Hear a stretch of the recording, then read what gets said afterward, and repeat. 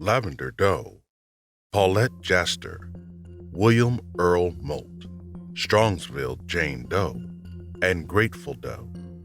These are 5 strangers that have 5 things in common. All 5 were young people with their best lives ahead of them, but suddenly, all of them disappeared from the lives of their families, never to return.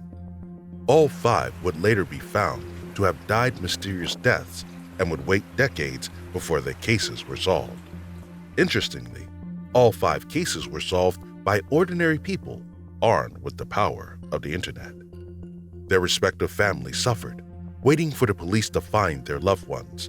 The slow days turned into months, and the months into years, and the years into decades, until ordinary people took it upon themselves to help these families get the closure that they deserved.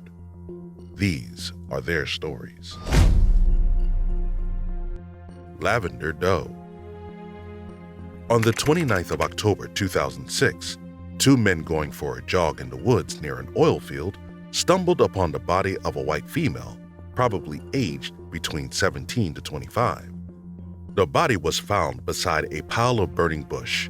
When investigators got to the scene, they were able to recover a purple sweater and a pair of jeans from her. She had $40 in her pocket.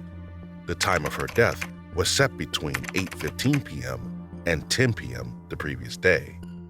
The victim weighed around 120 pounds. She was 5 feet 3 inches. Her hair was either strawberry blonde or light brown, might have had red highlights, but was definitely blonde, and it was determined that she must have come from a middle-class household. There was, however, one quality that the victim had that made her very peculiar.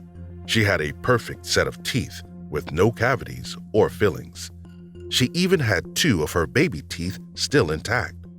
As her mystery became more popular, she would come to be known as the victim with the perfect set of teeth. Back to the crime scene. An empty gasoline can was recovered, and because of the nature of her death, it was ruled as a homicide. To make matters even worse, semen was found after a forensic examination was conducted. Residents of the area testified that there were many suspicious people in the area where her body was found, with some even referring to the location as a killing ground.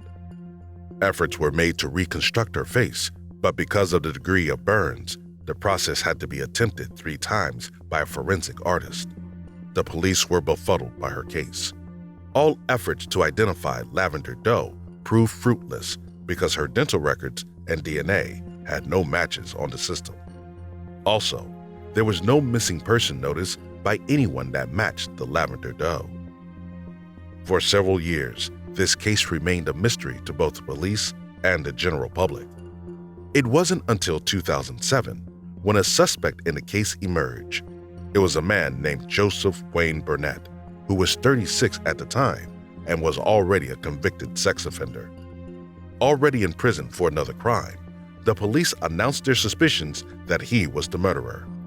Burnett vehemently denied his involvement in the rape and murder of the women, but the police still saw him as a suspect. However, they couldn't find a direct link between him and the crime. It would take another 8 years, in January 2014, for another interesting clue to emerge. The National Center for Missing and Exploited Children released a digital composite image produced from a CT scan of her, all thanks to the advancement in technology since 2006. After the release of the reconstruction, the mother of missing 23-year-old Brandy Wells, her daughter, who had mysteriously disappeared after going out to a nightclub in Longview, Texas, in August 2006, contacted authorities because she felt the composite bore a striking resemblance to her missing daughter. However, after DNA testing, the possibilities of that were eliminated, and the body remained unidentified. After some years of remaining unidentified, Lavenda Doe's body was buried in Longview. The case had gone cold.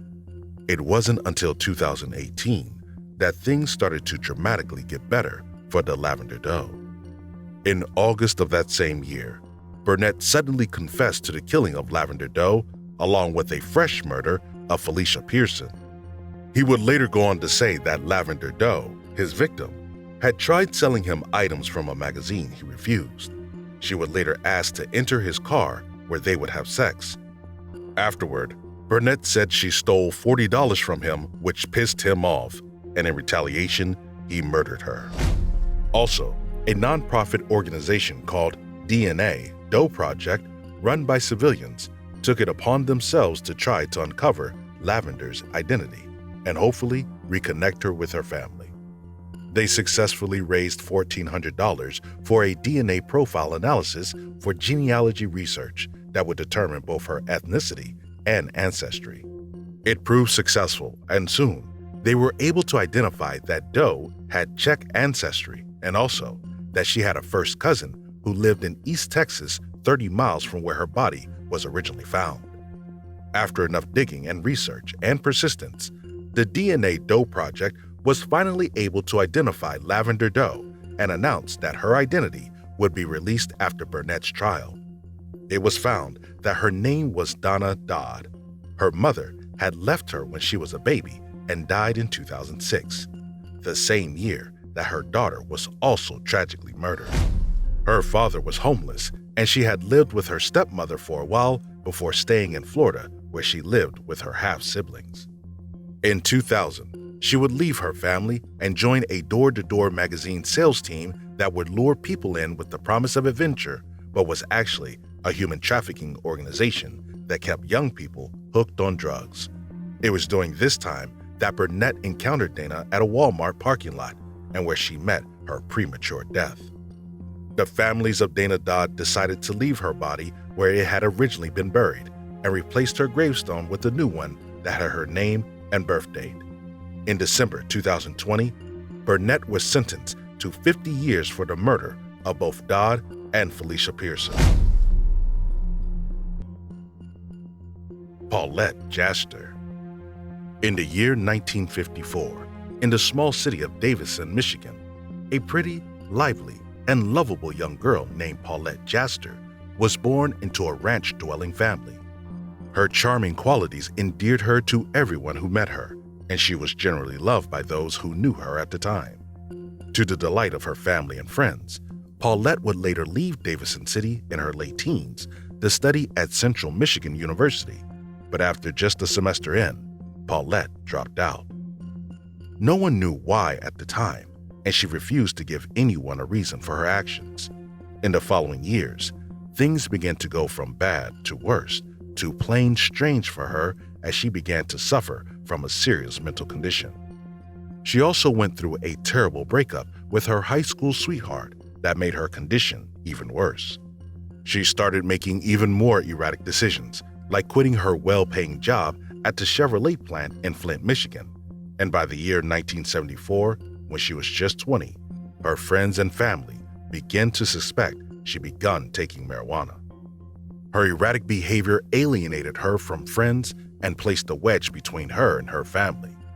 3 years later, in 1974, Paulette will tell the Davison police that there were people that were trying to kill her, and in her words, use her mind. Eventually, the police petitioned the state, claiming that Paulette was too mentally ill to care for herself, and it was decided in a county probate court that she should be sent to a state hospital for evaluation and treatment. At that time in the 1970s, mental illness was seen as a character defect and not an actual illness that could be treated or managed. One moment, Paulette, age 23 at the time, was in the state hospital. The next, she had signed herself out of the hospital, staying there for less than 2 months. In 1978, she went home just before Christmas and got into a fight with her father before leaving Michigan for Florida, where her family had relatives. In April of that same year, Paulette would return for her mother's birthday. She would, however, leave 2 days after the birthday and would never be seen again.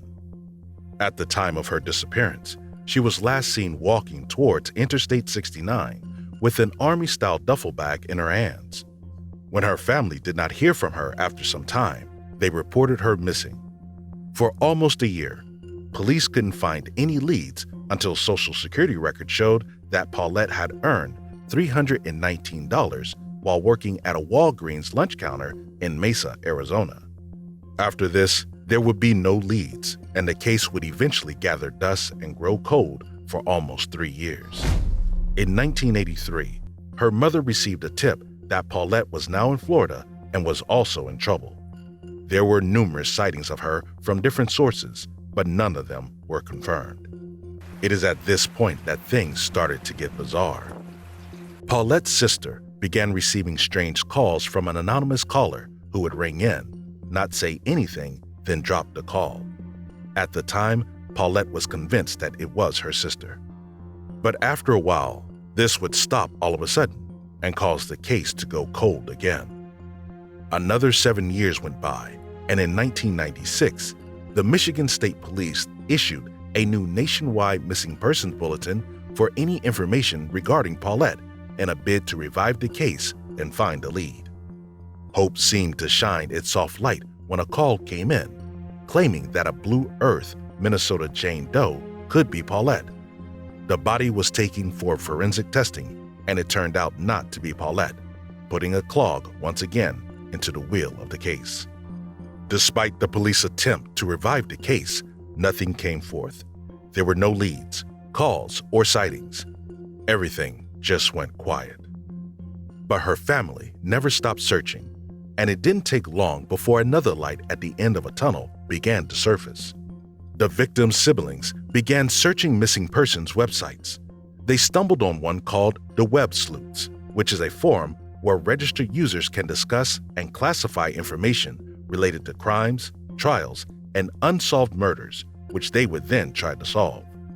Eventually, the site would lead them to a woman called Debbie Saunders, whose alias on Web Sleuths was Houston Mom. With her help, they were able to identify a victim of a hit-and-run case from 1980 that bore strong similarities to Paulette. When she submitted her findings to forensic scientist Dr. Sharon M. Derrick, she also recognized these similarities, but found it difficult to run a test without fingerprints or DNA, causing her to resort to unorthodox methods for identification. Paulette's dental charts were cross-referenced with those of the hit-and-run victim, and an incomplete match was made because of the lack of x-rays. But interestingly, it was a match nonetheless. While scanning an autopsy report, Derrick noticed 2 freckles on the woman's cheek, which when compared with the 1 freckle near Paulette's right eye, create a match that was strong enough for Paulette to be an absolute match. Paulette's body had finally been found almost 34 years after her disappearance. It was discovered that Paulette had hitched a ride from Arizona to Houston and was seen getting out of an 18-wheeler at a truck stop on Interstate 10 shortly before midnight on March 28, 1980. There was no ID on Paulette when an intoxicated driver swerved his car into Paulette, killing her in the process. There was one tiny detail that had slowed down investigators over the years. The duffel bag that witnesses had reported seeing on Paulette was abandoned in a trucker's cab and remained in his possession in the intervening years. This detail was abandoned and never followed through.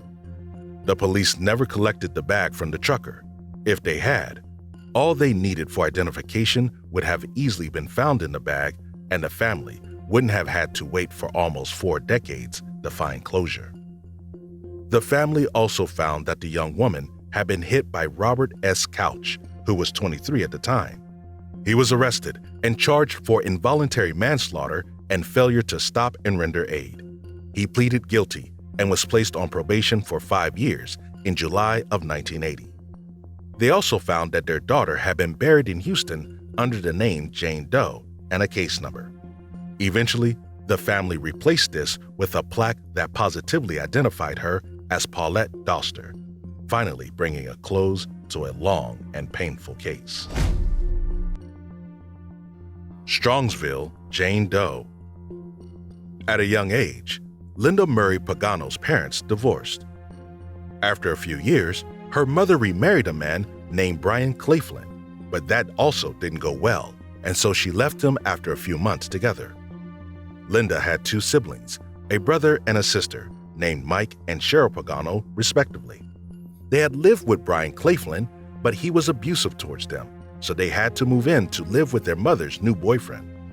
According to Linda's siblings, Brian was abusive towards everyone except Linda, and since Linda wasn't so fond of her mother's new boyfriend, she decided to stay with Brian since they got along so well.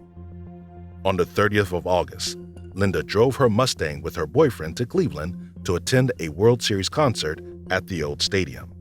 She didn't return home that night, and when she returned the next morning, she got into a fight with Brian, which caused him to kick her out of his house. After that event, strangely, Linda was never seen again. The day after, Brian called Linda's mother and told her that he was looking for Linda. After calling friends and family without results, the police were notified, and the police treated the case as that of a runaway. However, this did not stop the family from continuing their search for Linda. On the 5th of February 1975, 3 boys found skeletal remains along the bank of a rocky river in Strongsville, which is now known as Stream Run Reservation. No physical evidence was retrieved at the scene of the crime, and an autopsy would reveal that the skeleton was that of a white female in her late teens or early 20s. Further findings identified that the unknown woman had been shot in the head, a discovery that led to the case being classified as a homicide. When Linda's brother, Mike Pagano, heard of the report on TV, he wondered if the unknown woman could be his long-lost sister. Immediately, he called the police, and a woman answered the phone. When Mike explained the situation to her and gave her a description of his sister, the woman responded, "Oh no, this girl is a little older and maybe a little taller. Oh no, that's not your sister." This spelled the end of the case for many years. The police couldn't identify the skeleton with the hole in her skull, and the Pagano family could not find their sister. Decades later, the Strongsville Jane Doe, as she had come to be known, was finally buried at Potter's Field Memorial Gardens in Highland Hills. However, in 2015, a 22-year-old amateur sleuth and genealogy researcher named Christina Skates, while looking through the Highland Park Cemetery records for an ancestor of hers, stumbled upon a grave that had no name. It belonged to an unidentified white female, and this immediately piqued her interest. She kicked into high gear and began going through libraries before she found an old newspaper clipping about the murder of the Strongsville's Jane Doe. She was relentless in her search for answers and called as many detectives as she could until they sent her a digital copy of the case files. Armed with the case files and a burning desire to find the truth, Christina Skates took to Reddit and submitted all of her findings under a subreddit called r/unresolved mysteries. She went by the alias Call Me Ice. The case went viral soon after and made its way to Web Sleuth and later involved a user who also worked as a forensic artist. His name was Carl Kopel, and he was quite respected by the forensic community for his ability to create realistic, accurate, and compelling digital recreations for victims. It so happened that the victim was not listed on any public database or any of the Doe networks. Skates decided to contact the Cuyahoga County Medical Examiner's Office about the case, and soon enough, the case was entered into a federal database for missing and unidentified persons. As soon as this was done, the police made a potential link, and on June 29, 2018, through DNA testing, a link was made to Mike and Cheryl Pagano, which confirmed that the remains belong to Linda Pagano. Efforts are now being made to determine who might have been Linda Pagano's killer. The last suspect would have been Brian Claflin, her stepfather, but he died in 1990. Grateful Doe. On the 26th of June, 1995, a 21-year-old student whose name was Michael Eric Hager was traveling to his mother's home in Emon, South Carolina from Fairfax, Virginia. On his way, he picked up a 19-year-old hitchhiker with shaggy blonde hair that was not unlike his own. They both loved Grateful Dead, a popular band at the time, and this, it was believed, was what made them get acquainted easily. They both rode in Michael's Volkswagen car until a point during the drive, Michael fell asleep at the wheel, lost control, and drove off course, crashing into some trees along the U.S. Route 58 in Greensville County. They both suffered severe head injuries, and they both died instantly. Michael was easily identified, but the identity of the hitchhiker beside him was a complete mystery, all thanks to his lack of ID. Amongst the hitchhiker's belongings was a lighter, a few coins, and 2 scalped ticket stubs to a Grateful Dead concert. One ticket was for the 24th of June, 1994, and the other was for the 25th of June, 1995. There was also an apology/farewell note that read, "Sorry, we had to go, see you around. Call me, Caroline T. and Caroline O." The note had a phone number that had no area code, so it turned out to be a dead end since there was no way to identify him. Fingerprints analysis proved unsuccessful, and photographs could not be released because of the number of cuts on his face. He was named Grateful Doe in reference to his love of the Grateful Dead band. With no leads and no missing reports that matched the victim, his case grew cold. In the intervening years, composite sketches and facial reconstructions became more popular. A facial reconstruction was finally created by the National Center for Missing and Exploited Children in 2012, and this would serve as the primary face for investigation. 20 years after the accident, an Australian Redditor named Leela Betts, who went by the alias Zombie Gray, was getting into unsolved mysteries. She was not particularly interested in solving these cases, but when she stumbled upon the Grateful Doe case, she just knew she had to do something. She uploaded a post that read, "Do you recognize me? I have been without my name for nearly 20 years." The post went viral, and soon enough, she was in contact with the law enforcement and curious individuals who wanted to help. One day, she got a message from a guy named Steve, who recognized the guy as an old roommate he once had when he was in Illinois.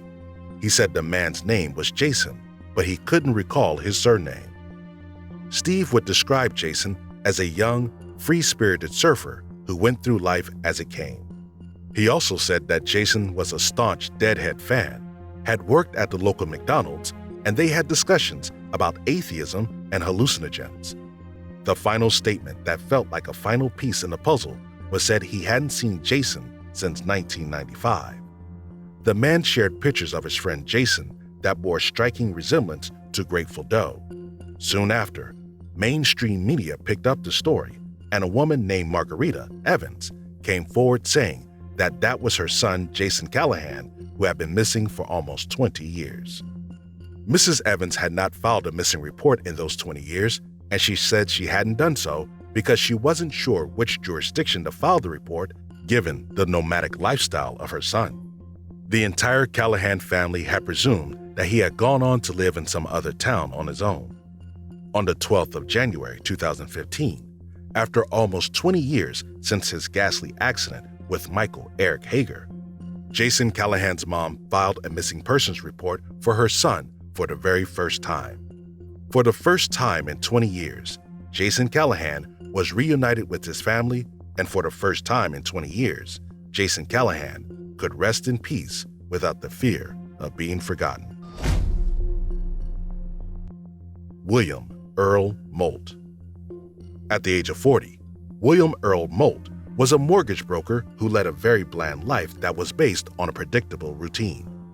Part of that routine included him frequenting a bar in Lantana, Florida. William was not known to be a heavy drinker. In fact, he rarely drank, and whenever he was at the bar, he would brood, keeping to himself as he spent time on his own, alone. On the 7th of November, 1997, after spending some time at the bar, William got up to leave around 11 p.m. A witness would later say that he did not appear drunk before he left the club. William's girlfriend would report that he had called her around 9:30 p.m. to say he would arrive home soon enough. However, William would not make it home that night, nor was he seen ever again. When he did not arrive home, he was reported missing, and the police tried their best to search for him, but without clues or leads, it seemed like he had just vanished off the surface of the earth. Investigations proved impossible to pursue, and with time, the case grew cold. More than 20 years passed before a former resident of the Grand Isle housing development in Wellington, Florida, decided to take a look at their old neighborhood on Google Maps and noticed what looked like a car in a retention pond. The former resident phoned the current resident of the house, a man named Barry Fay, that there was a car submerged in the pond behind his house, along with screenshots that served as photo evidence. Fay got home, went to the pond to give it a check, but found nothing, so he called a neighbor. Interestingly, his neighbor had a drone and a camera, and by the time they recovered footage, it showed that there was indeed a car submerged in a retention pond. Fay immediately contacted the Palm Beach Sheriff's Office, and the vehicle was pulled out of the water.